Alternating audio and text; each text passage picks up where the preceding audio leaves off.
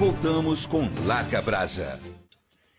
José Rita Moreira, eu falei dele já, que é auditor financeiro, estudioso de tudo aquilo que acontece no país decorrente das medidas econômico-financeiras. Bom dia, Zé Rita. Bom dia, Morandini. Prazer estar contigo mais uma vez aqui. É sempre uma grande honra. Zé Rita, a taxa Selic, para quem não sabe, é uma taxa que determina os parâmetros dos juros, né? E é o juro oficial. Ela se manteve no mesmo patamar, porque, ao que consta, a inflação ficou um pouco a menor do que esperado, mas eles mantiveram a taxa por uma questão de cautela, é isso? Exatamente, Morandini. A taxa de juros Selic é um remédio amargo que a população tem que absorver justamente para tentar minimizar o pior malefício para a sociedade, que é a inflação. Então, conforme sobe a taxa de juros, o crédito fica mais caro, tá? Você obter recursos é mais caro, em compensação, não há espaço para subir preço. E o remédio provocou o seu efeito, né? Nós até já falamos disso aqui anteriormente, Morandini. Sim. Ela teve uma escalada de subida até atingir o efeito.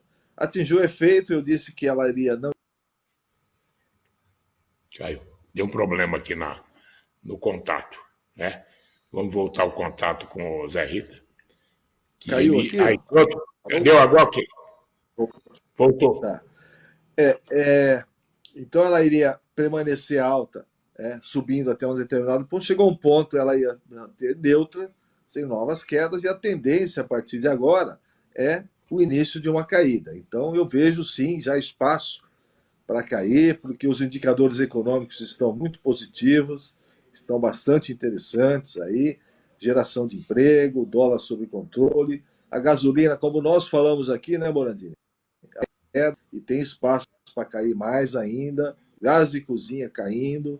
Então, esses indicadores permitem que não haja espaço para uma nova alta na taxa de juros. É o que eu acredito e que isso deva acontecer, viu, Morandini? Bom, mas tem também o diesel que caiu, né? O diesel, que é vamos dizer, o combustível do transporte da nossa economia, porque não temos aqui vias férreas para escoar a produção, nem outro tipo de transporte. Exatamente. A questão do diesel, né? Como o efeito nele foi menor, porque o ICMS já era bonificado, né? Já era menor. Então, quando baixou o ICMS, que deu uma pancada grande no preço da gasolina, no diesel foi mais discreto, porque o efeito de ICMS não aconteceu. Ele só está baixando mesmo porque a cotação do petróleo está caindo. Por isso que ele está. E o dólar também segue em queda. São itens favoráveis para seguir caindo o preço do diesel. Tem mais espaço para cair, sim.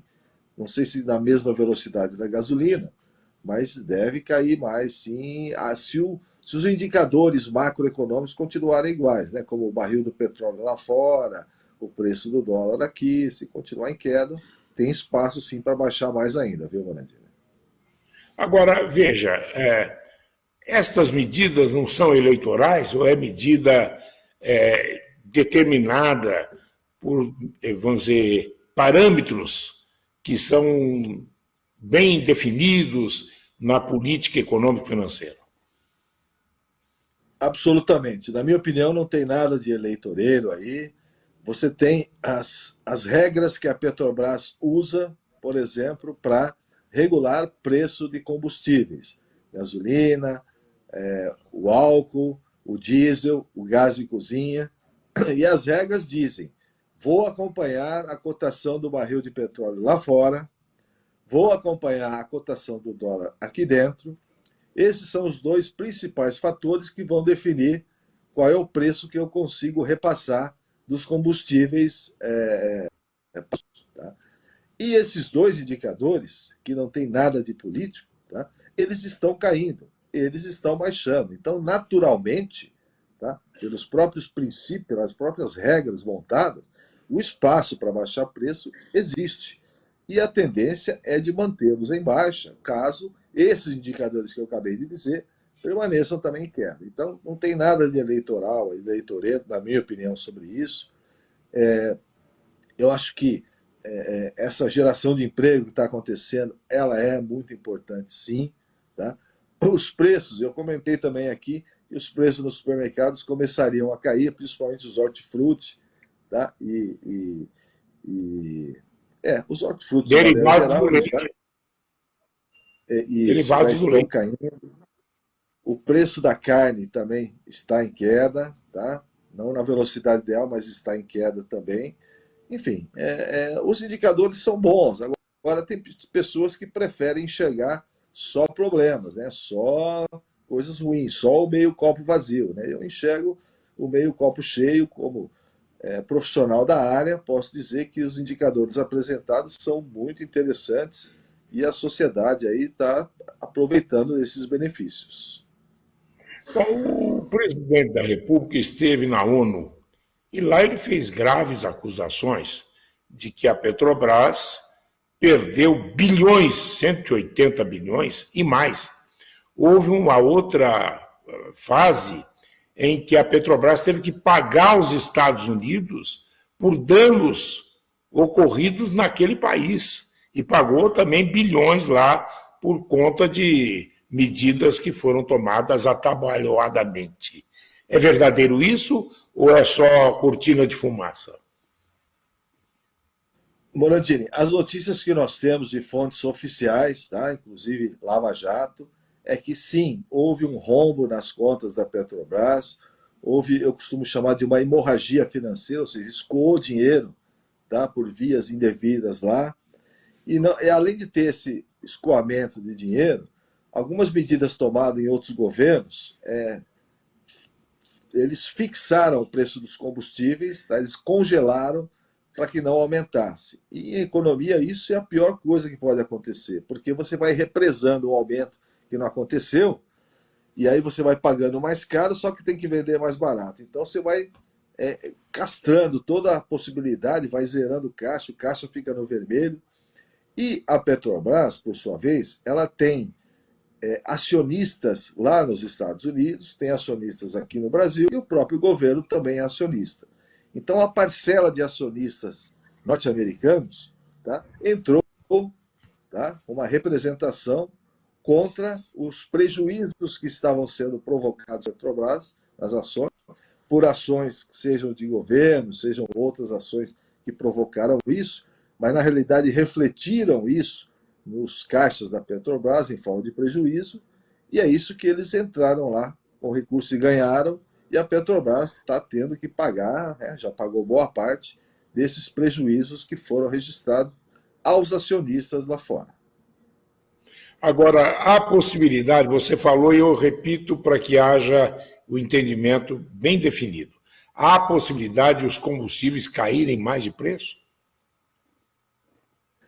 A métrica que se usa para definir os preços, de novo, que a Petrobras usa, preço do dólar aqui dentro, preço do barril de petróleo lá fora. Esses estão caindo. Eu diria que, com a mínima margem de erro, que se for realmente ao pé da letra, hoje poderia cair a gasolina mais uns 8%, tá? Hoje. Só que a tendência é o petróleo cair mais. Por que está caindo lá fora? Porque a China está com problemas lá de crescimento, tem a pandemia, e com isso não está crescendo o suficiente. Tá? Tem esse problema lá na Europa, que envolve a Rússia, na questão dos combustíveis, e, por consequência, não tem espaço mais para subir. Aí a OPEP define se vai produzir mais ou menos petróleo. Mas esse conjunto de coisas, o que interessa para nós? Que o barril está caindo de preço. Né? Hoje eu não vi ainda, mas ontem estava $82, chegou a $140 o preço do barril de petróleo. Essa é uma das referências que a Petrobras usa para definir preço. Portanto, sem margem de erro, eu diria que hoje, se for seguir ao pé da letra, pode cair mais até 8% o preço da gasolina. Veja bem, agora eu vou perguntar uma outra coisa. O preço, o valor da taxa Selic é 12, 13,75. E eu pergunto, você vai a um banco para pagar um cheque especial, é 13, 14% ao mês. 13,25, que seja, é para o ano inteiro, né? Praticamente 1, alguma coisa. E você paga aos bancos 14, 13% num cheque especial ou de um empréstimo que você pega que chega aí de 6, 7% ao mês. Né? Qual é essa matemática? Tá, vamos lá. Morandini, a taxação de juros pelos bancos, ela é feita mediante um cálculo de taxa de risco de não receber aquele empréstimo, sobre o índice de inadimplência que hoje tem no país. Tá? E esses componentes, todo o dinheiro que é muito fácil é muito caro. Se você vai lá no extrato do seu banco e vê lá, você tem um saldo disponível de limite para saque de, sei lá, 5 mil reais. Aperta aqui que o dinheiro cai na tua conta. Esse é o dinheiro mais caro que você pode ter. Tá?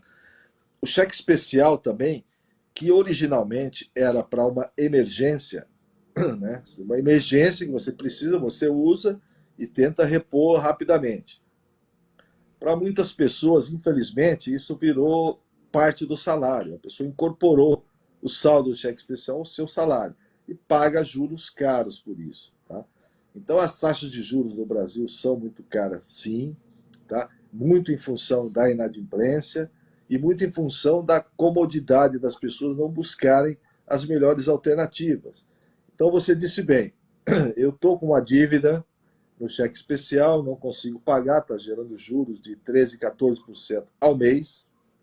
Como é que eu resolvo isso? Você tem que ir até o banco e negociar, olha, eu tenho uma dívida de determinado valor, vamos fazer um crédito pessoal parcelado disso aqui, eu me comprometo a pagar, e nesse crédito pessoal, aí você vai pagar 4%, 5% de juros ao mês, que é bem menor que os 13%, e aí você começa a se programar para sair do buraco. Porque, do contrário, vai ser uma bola de neve, vai crescer cada vez mais se você fingir que aquele problema não existe. Entendeu? Zé Rita, muito obrigado a você. O duro é você encontrar o banco que lhe ofereça essa oportunidade dos 4% a 6%. Porque, para alguns, quem não precisa de dinheiro tem dinheiro à disposição. Quem precisa está difícil. Né? Mas tem sim, viu, Morandini? Tem banco sim. Normalmente, a pessoa deve privilegiar aquele banco que ela já tem um histórico de relacionamento, já é cliente há algum tempo, supostamente você tem maiores benefícios. E em outro caso também, tem um empréstimo consignado. Tá? O empréstimo consignado, que se for bem utilizado, é muito vantajoso também. Tá? Porque você se programa, desconta um pouquinho por mês e resolve. Agora, só para concluir, Morandini, a comodidade é inimiga, tá, de você privilegiar o seu dinheiro. Tudo que é muito cômodo é muito caro. Tem que gastar sólido de sapato, tem que conversar, pesquisar o banco, ver linhas de crédito, ver o que você consegue pagar e ir atrás. Dessa forma você consegue baixar a sua taxa de juros. Muito obrigado a você, um bom dia, bom trabalho. Bom dia, Morandini. Obrigado pela oportunidade. Forte abraço também. Obrigado a você.